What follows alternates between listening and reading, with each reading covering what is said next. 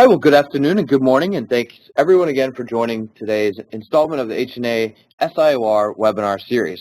Today, we're focusing on site selection tools for success, supply chain, and logistics. Just a couple items of housekeeping before we get started. One, you'll notice that as everyone enters the room, it is automatically muted. The way we can avoid any interruptions during the brief presentation. However, we want it to be an interactive discussion, so please, we encourage everyone to utilize the chat feature, which depending on the WebEx platform you're using is either on the upper right or the lower right of the screen. You can click on that and direct those questions to me as the host. This is David Hickey of Hickey Associates, and I will make sure those are addressed. We can, even during the presentation, but after the brief slide deck here, we will open it up for an extensive question and answer session. I am joined today by my esteemed colleague, Kevin Gibbs, who is based out of our Chicago office and has decades of experience in this arena in the supply chain logistics and doing all of the analytics that need to be done in order to capture that critical information and data. And he will join us in just a few moments. Also, if anyone is unable to stay with us for the entire session or have a colleague that wasn't able to join us, we will be recording this session, and it will be available online tomorrow. You can find it at hickinassociates.com or on the SIOR website. Also, Kevin's contact information will be available at the end of the presentation, and you can reach out to him directly. Also, as we'll talk about the relationship in just a moment of H&A and SIOR, but also as many of you probably know Mark Beatty, or have met him at the conferences, he also will have a copy of that link. So with all that said, let's go ahead and get started. Thank you. Just a little brief background for those of you unfamiliar with Hickey Associates. We have been around, next year will be our 30th year. We're one of the first companies to offer an integrated site location, workforce services, and incentives practice. Today, as the global leader internationally, we have active projects around the world where we utilize our more than 50 team members, including additional subject matter experts in key global markets. Just a few of the awards and recognitions that we're proud of. The one in the middle there is being a key part of the SIOR organization. Also recognized for our data on the incentive side with Site Selection Magazine and Thomson Reuters. We're a proud member and have received the Deal of the Year for Major Project Deals from Cornet Global, and we are also a key leader in the Institute for Professionals of Taxation when it comes to incentives and site location. Just a quick snapshot of our offices in the USA. You can see we have offices strategically located in different regions of the country. And what is critically important about having an approach like this is that we have these offices in key locations because in our business, it's about having those local relationships and networks and so forth. And we're able to deliver that through these many offices and through our key principles. Background on our relationship, proud relationship with SIOR, which started back in 2013. We have attended the last 6 and been an exhibitor, so many of you may recognize our booth at each of the world conferences. But really what we've been able to develop is a unique relationship where we can deliver specific support in the site selection strategy world when it comes to the procurement of incentives, everything from the identification and analysis to the capture, negotiation, securing, and even into the compliance of those incentives. And I know there'll be a couple of those case studies announced here in Chicago next month for some of the success stories that we've had along with your peers.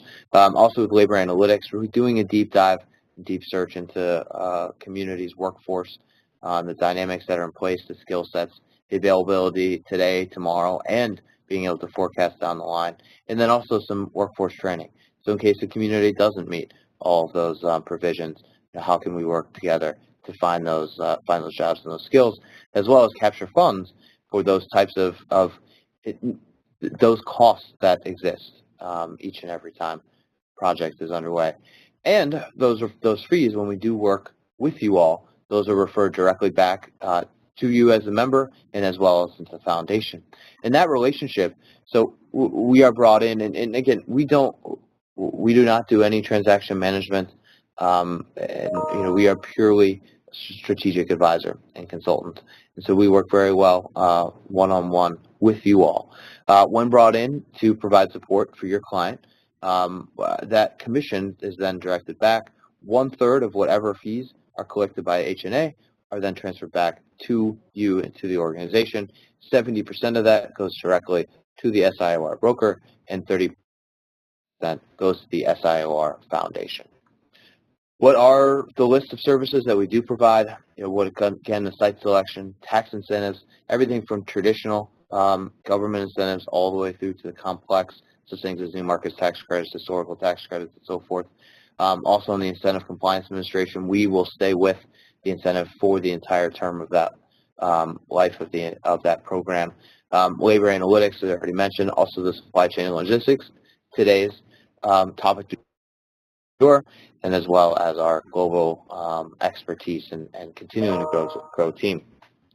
Today's presentation focusing on supply chain and logistics, which really fits into the site location strategies. What are those key to high level, the type of items that our clients often look at? The free movement of capital. What are the infrastructure needs of the site?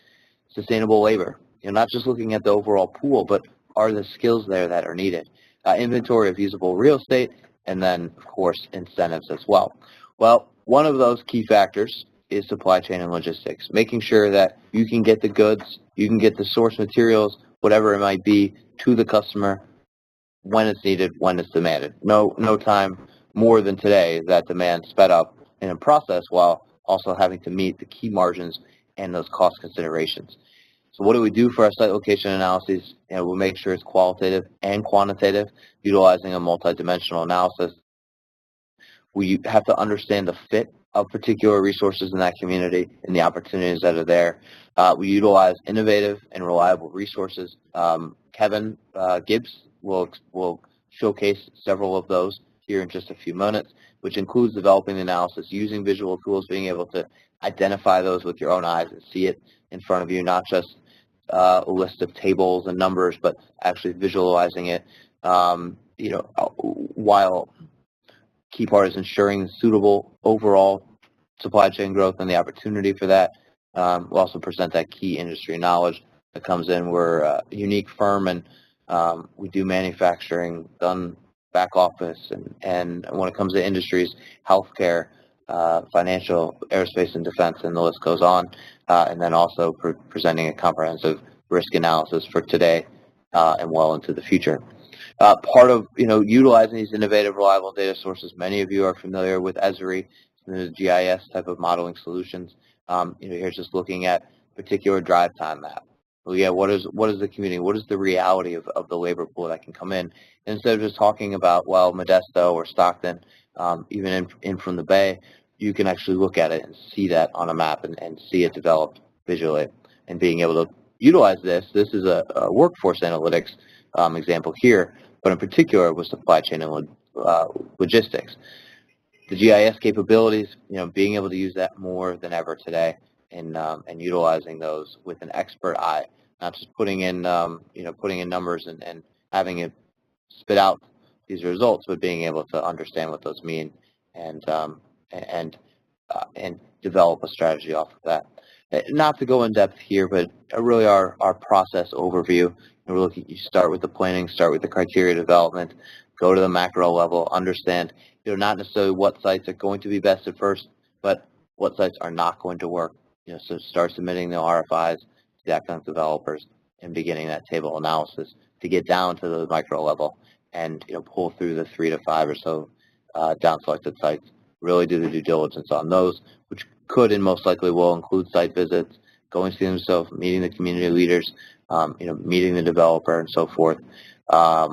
Then getting into the final negotiation phase, where here's where we're really getting into the incentives as well, beginning that negotiation out, and then moving forward, signing that, getting forward, and starting to capture those incentives as well. What is the overall need and want out of this? The desired outcome is eliminate the subjectivity of it. The favored location is proven as the best location. The data results indicate the key criteria that was identified at the beginning and prove it out. Lowest cost, highest impact. Ultimate goal is that the entire client team is involved, and this is expanding and is unique to every project, but is the executive, is it HR, real estate, production, finance, tax? The list could go on. and that the agreed upon factors are ultimately agreed with results, and that final company site decision is based on sound data, financial, operational, and so forth.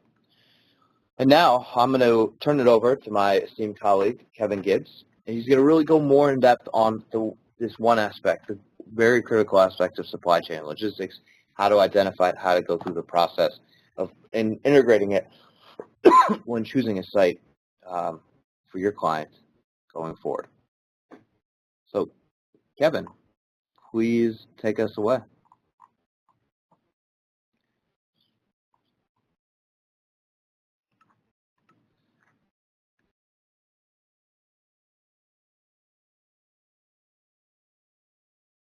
Logistics and what you should be doing when you're looking into this challenge.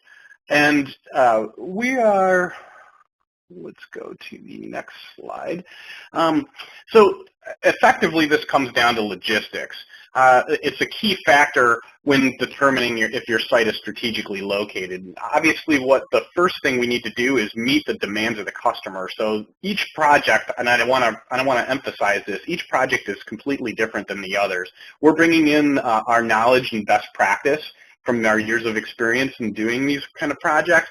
But listening to the customer and making sure that each project is tailor-made to their specifications and their needs is first and foremost our duty. This is not an off-the-shelf product. This takes intricate analysis, and I don't want to say that it takes a long time. It just is not an off-the-shelf product, and the idea is that the customer's specific situation is analyzed. The aim is to effectively source goods from suppliers and ensure transportation costs are low. Ultimately, the goal is to determine what the optimal location for the set of requirements is. And we put this, there's two terms here, recognize and understand. To some extent, this is also explore and quantify. I use the term explore because sometimes we don't know what we don't know yet, and exploring the data allows us to identify risks and mitigate those along the way. And to quantify them, this is an important part of this. In quantifying these, we can evaluate the differences between sites A, B, C, D, or however many sites we want to look at, and we can start to analyze the differences between those sites.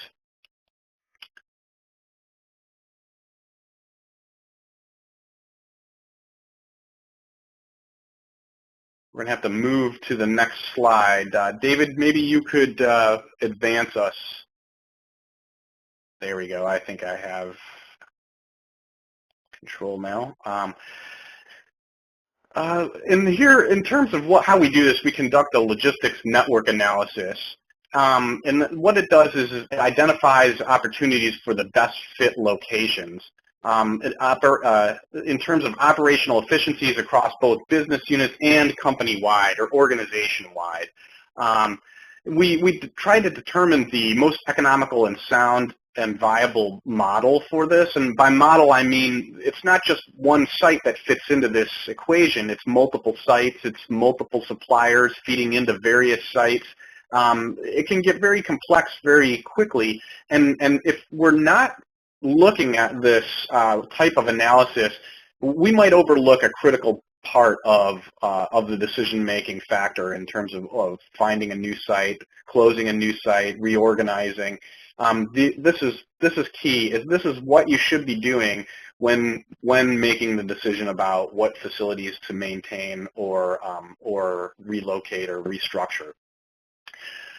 The mission of the report is to identify key criteria in terms of data points and use a proprietary empirically based model, meaning this is science-based. We're using the best data that's available. If the data doesn't exist, we are able to capture some data on our own, and that sometimes reveals things that were not clear in the core data sets, which are available from a number of sources, but what we do is we bring them in and we post-process them even more. We present the logical costs, the challenges and opportunities for each location under consideration. And ultimately, what we want is that the client is confident in recognizing and understanding the location's true dynamic nature and being comfortable with the ultimate decision, meaning we've explored all the viable options and we've determined which option is the best, so that later on we can't go back and say, well, you know, we wish we would have made a different option. We know what that option would have been like, and it wasn't the best option at the time. We're trying to quantify all the data and present it in a clear report that allows us to identify which sites and which mix of sites is the optimal option.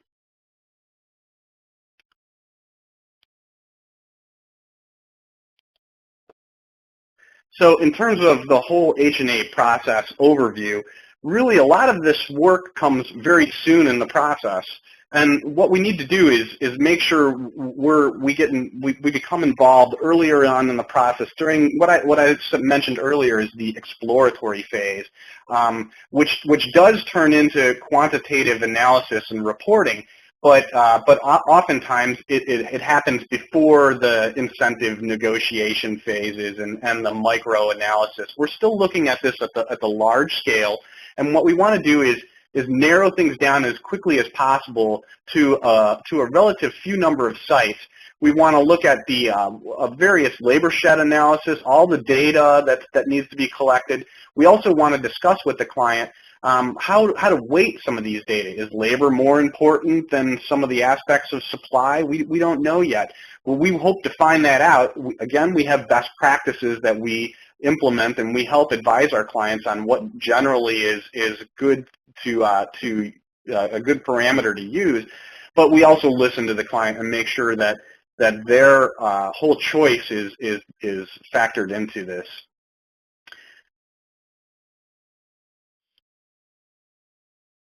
So what are the components of supply chain management? In terms of our model, we like to research, decide, and implement. And by researching, that means bringing all the various disparate data sources together, understanding the general nature of the data, and then being able to map it and quantify it and help us determine ultimately how to implement the project. We use smart supply chain methodology. We optimize the network. We look at product flow in and around the core facilities and around the whole network, including specific work groups that might be important, or around the whole entire organization. We use strategic sourcing, inventory optimization, and risk mitigation as components. So how is this accomplished? One of the first steps we do, and that should be done, is we need to map the core facilities. In terms of this example, we're looking at key production facilities across North America. These sites are geotagged into a GIS system. GIS is a geographic information system. First and foremost, it's an information system, but it has a geo-identifier with it. These might be the addresses of the sites, zip codes, or some locality that we can place the point to. And then what we're looking at is proximity around this point eventually. But variables that are supplied by the customer can be modeled, such as units shipped, revenue at each facility, costs at each facility, in terms of labor or shipping costs. These can all be modeled at the facility level using data provided by the client. However, there's this additional piece that we like to include, and we advocate to include, is the external analysis and modeling. This is data that probably your clients haven't seen modeled or visualized. They might have reviewed their own data in terms of unit shifts and costs and revenue in terms of a spreadsheet, but visualizing it in a new way, such as using a GIS system, which can then also add in the space and time dimension to the analysis, and that's really important. So in terms of external variables that we can model is our drive time, demographic profiles, labor analysis, incentive potential, the distances that these locations are linked, and the distances to suppliers. So let's go on to the next slide, and you'll see a little bit of that. This is how we conduct the supply network analysis. Well, we've added all of the suppliers for each site, and sometimes these suppliers are shared between sites, and we can evaluate that and get a baseline of these measures in which to rank and score other options. And I'll explain other options in a minute, but in terms of this slide, we'd like to identify current linkages and quantify product flow, optimize the inventory using smart supply chain methodology and network optimization.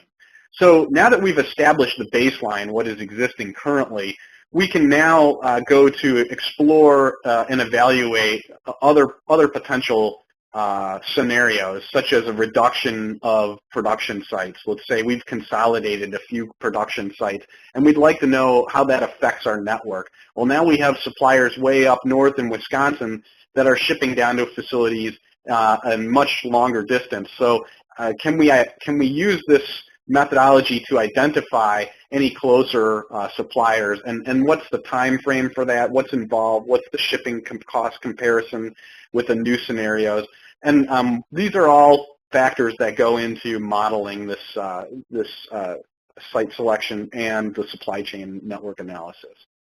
Effectively, what we can do is stress test the capacity of potential scenarios. And again, if this is not done, then we go into the whole site selection process not knowing maybe some key risks, and we don't know how to mitigate those. Effectively, what we want to do is plan for all those as much as possible, and this process allows us to do that. One of my favorite tools is to identify service areas. And service areas are just the area around the facility and maybe around suppliers that are key components to that location. Meaning we could look at drive time from the facility or the number of products that are supplied from a certain catchment area. These are arbitrary catchment areas. They are not confined by county boundaries or census tracts. Or even highways or natural boundaries.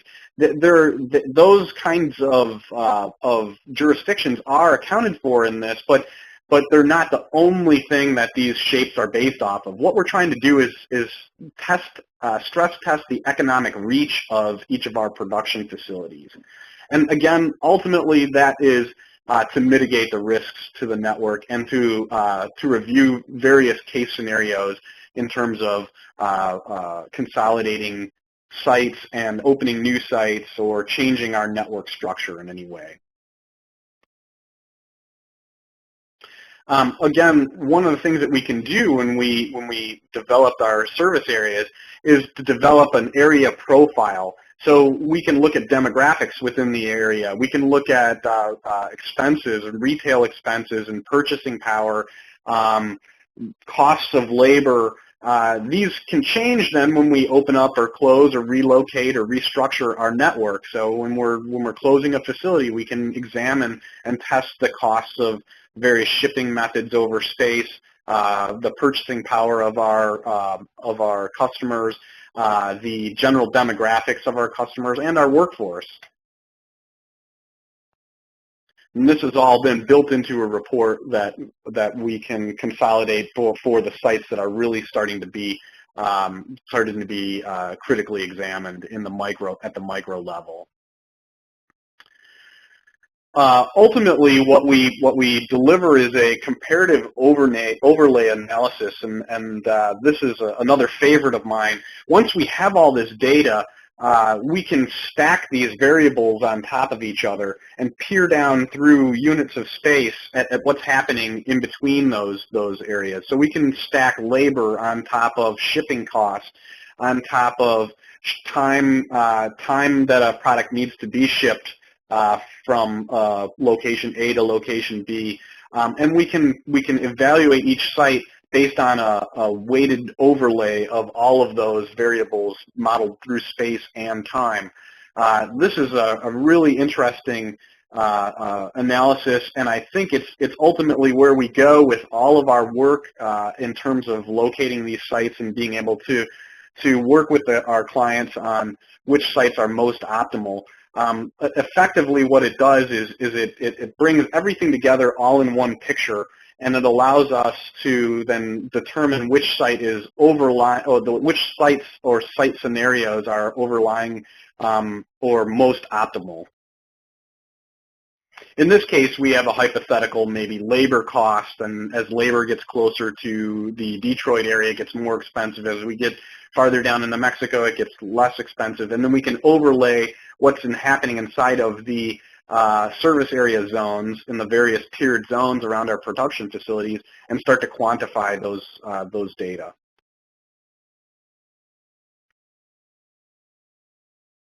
Again, this sort of methodology is not only applicable in the United States, but as our previous example showed, we can look at it across international borders and especially internationally. Because the methodology is sort of location agnostic, we can enter that data into the system and map it wherever it is on the Earth.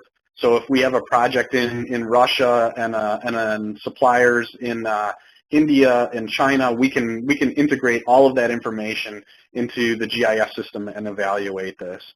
And again, this is not just the GIS system. We're using a number of other different visualization techniques. Here's the component strategy, which shows how we optimize the network using, obviously the network has a huge geographic component to it, so it relies heavily on mapping capacity, but there are other evaluative measures, such as evaluate the community down here, that we want to look at in a table form, and we use a color coding technology that allows us to quickly identify variables and locations that are statistically best suited for the strategy. This is the same kind of technology that doctors that are sequencing DNA use to look for changes in DNA structures. So instead of looking at DNA, we're looking at a huge big data picture, and we're trying to isolate quickly the change detection model in our data. And the best way to do it is to visualize that using the technology that we've put in place in terms of color coding and identifying variables over in the table structure. The network optimization, I just wanted to highlight this. When we're talking about looking at things geospatially in a GIS model, what we're doing is we're using technology that's been implemented before for other industries. In terms of specifics, we're talking about mostly petroleum and natural resource exploration. These are when we look for natural resources that are below the Earth's surface, what we don't want to do is dig up many holes and make many core samples that aren't necessary if we're not going to find what we really want. What we're implementing in this technology is something called the nugget effect. What we want to do is make the right drill sample and determine what types of data is best in the mix, so that we can find that gold nugget without making too many, without digging too much over too long a space. So in terms of what we're doing, we're not looking for a gold nugget, we're looking for an optimal site location. And our network and the capacity of our network to grow and expand is an important part of looking at that geospatially. Again, we also quantify inventory by using customer data and best practice. We can analyze labor and in the terms of cost, and both cost and availability of labor to make sure we have enough workers and the workers are and the labor is priced appropriately for that site, or at least we've evaluated multiple sites and figured out which site is the best in terms of in terms of the various demographics and labor that we're looking at. We weight the site options in terms of the weighted overlay analysis, and we're looking at, here we're looking at the different variables over and through space and time. And then obviously we want to look at demand, and what that really looks like. If we're a company that's shipping units right to consumers, being close to the targeted demand is very important.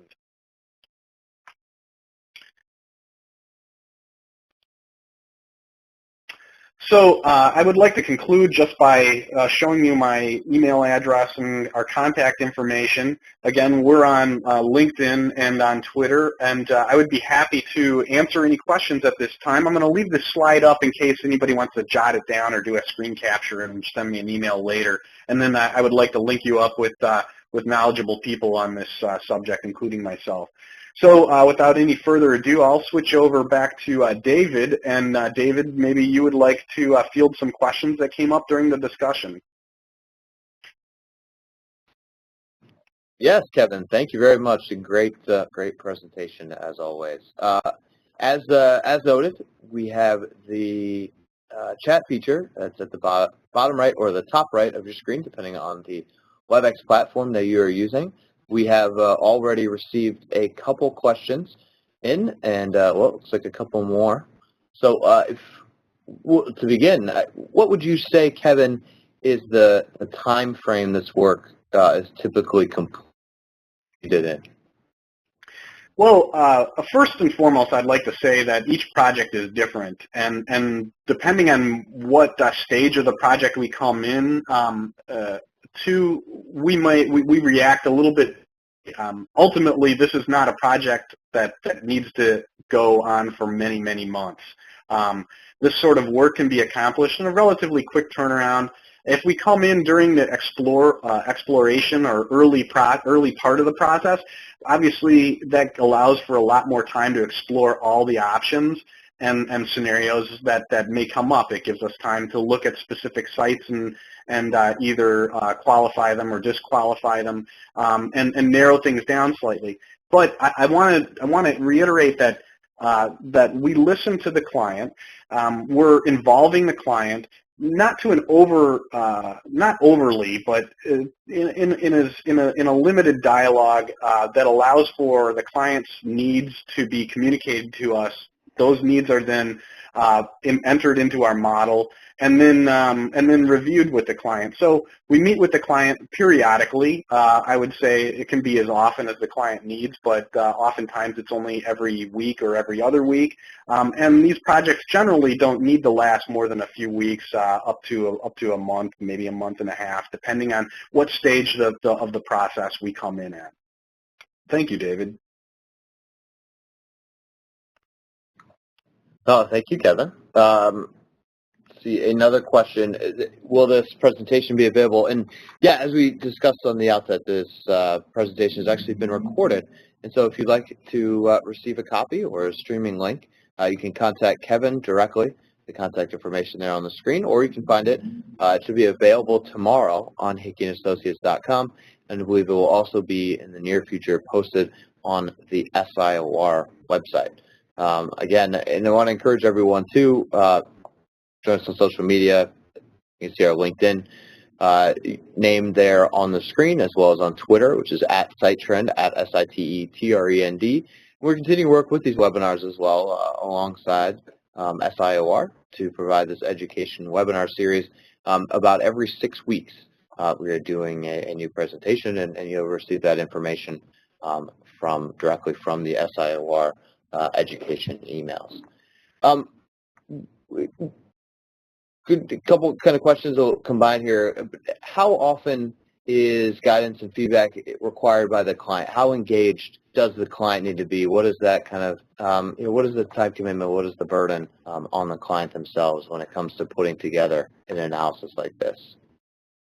Yeah, sure. Thanks, David. Well, this can be client guided. Obviously, we have a number of years of experience doing this kind of work, so we're bringing a lot of best practice to the table to help advise our clients. Oftentimes, our clients will be very specific about how much they want to interact with us and what the inputs are going to be, and some of them are very detailed and able to tell us exactly what we need in order to proceed. But sometimes a client is interested in this kind of work because they're not sure if they're doing something right. And to that extent, this is a great exploration model and tool. It can help them narrow down their options and feel comfortable about the ultimate options. In this case, again, we will help advise based on best practice and previous experience our clients in terms of weighting and needs and scenarios that need to be accounted for. But we also give them the option, first and foremost, to weigh in and to help us tune the model. There's several opportunities along the way as we proceed through the analysis for the client to review the research and then to help guide anything that comes up. Because oftentimes there'll be, even with best practice applied, there'll be a specific element to the project that the client needs us to elevate slightly. And that only becomes clear after we've done some steps along the way. So again, we could meet with the client as often as needed. Sometimes this might only be a launch meeting and a conclusion meeting followed with interspersed with weekly status updates. And those can be calls, those can be emails, those can be an updated dashboard weekly status update. And all of that, again, is tailor-made to the client's needs. Thank you, David.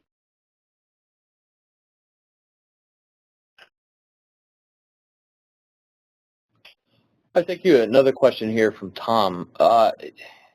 Is there a geographic limit to this? Try to frame it as I read it. So on the scope of doing supply chain and logistics study, it can be done on a local, regional, national, and even an international. I know the example you showed of kind of North America, so it can be done internationally as well. Yes, obviously domestic data is available in the United States, but it's also available in other places.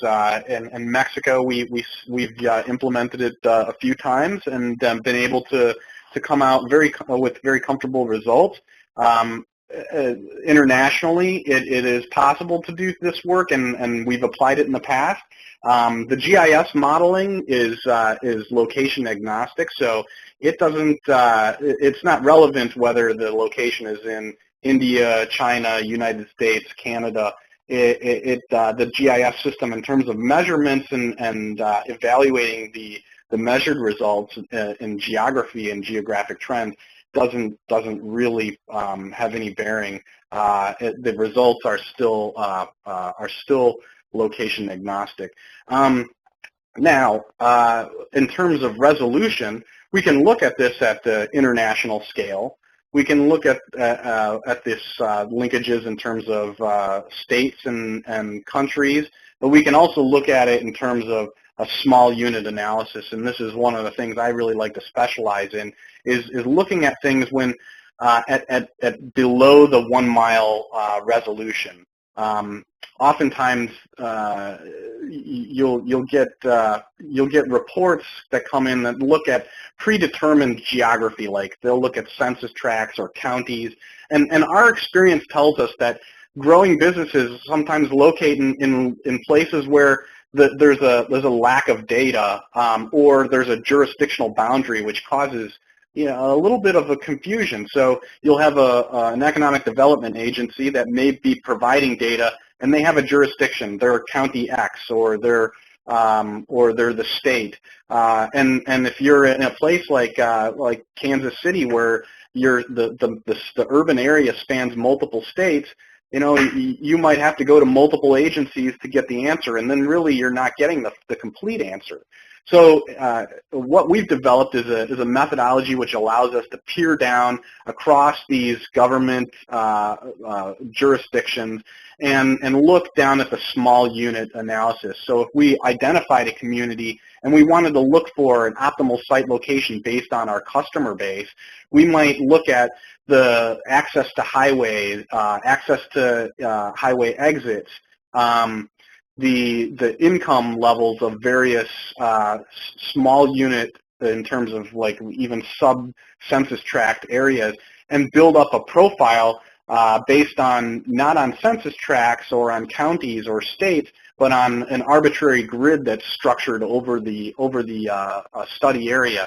And then this is then applied to again to eliminate some of the subjectivity. So what we can do is evaluate different areas of communities, like is the northwest side better than the southeast side, and how much better is it? Really, that's ultimately what we're doing, is we're evaluating based on like the quantifiable results.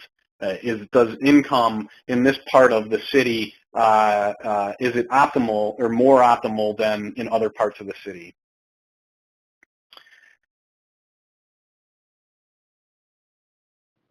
Okay, great. Thank you. We've had a couple questions come in asking about our fees and how that works through this process, and it's a great question. As already mentioned, we have the built-in commission referral agreement with the SIOR members of 1/3, and typically the way that we structure it in this process, there are a few different, and being the size and the fluidity of how we are and how the business is built, is we can be very flexible with that and what works better for best for our client for that particular project. So it could be on a time and materials basis.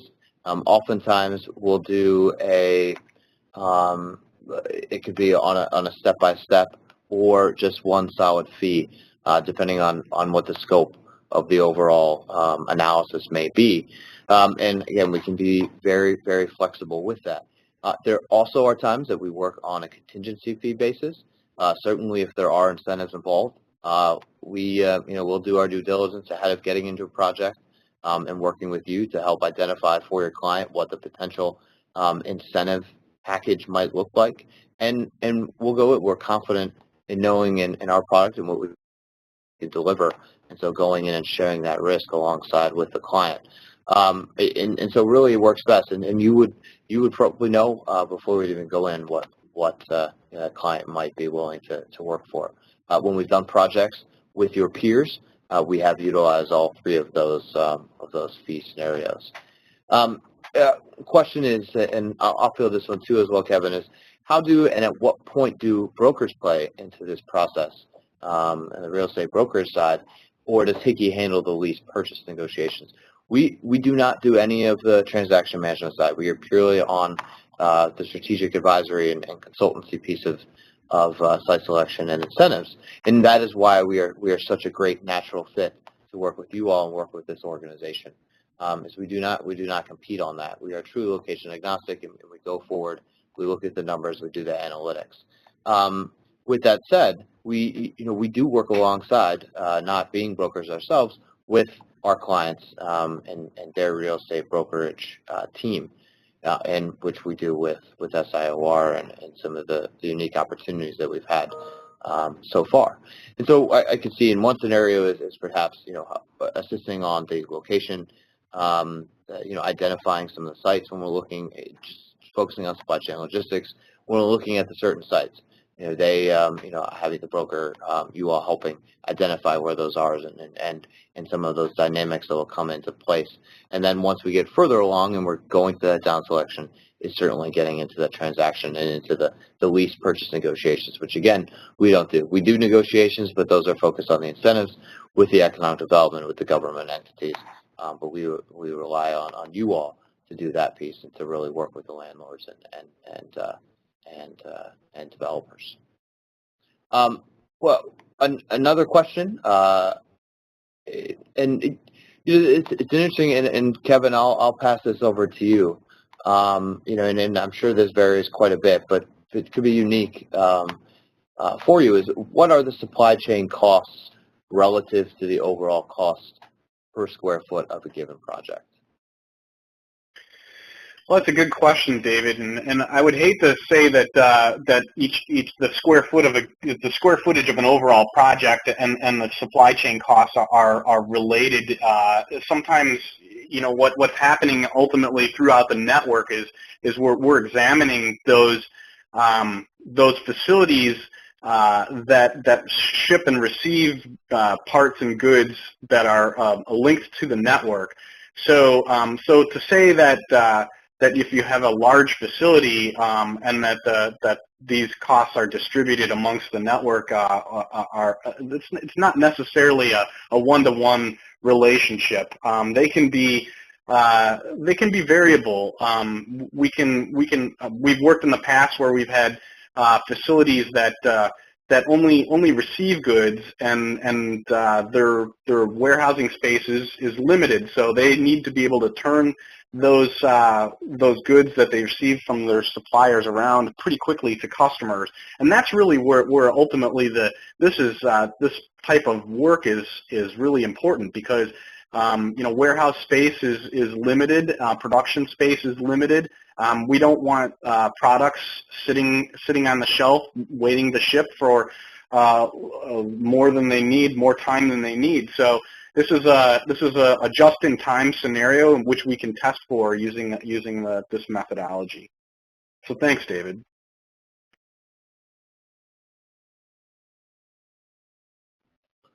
Well, thank you, Kevin, and thank you, everyone, for your questions and really being as an interactive session. I truly appreciate it. With that, and without any other questions coming through the chat feature, we'll to close out today's webinar session. And I want to thank you all again very much for taking the time to join us for this installment of the H&A SIOR webinar series. We hope, I know neither Kevin or I will be there in Chicago, but our colleagues Mark Beatty and Mike Valinari certainly will, and we hope that all of you, when you have time, or even if it's just for the raffle, to stop over at our booth during the seminar, the World Forum. So again, appreciate everyone for taking the time, and hope you have a wonderful rest of your week. Take care.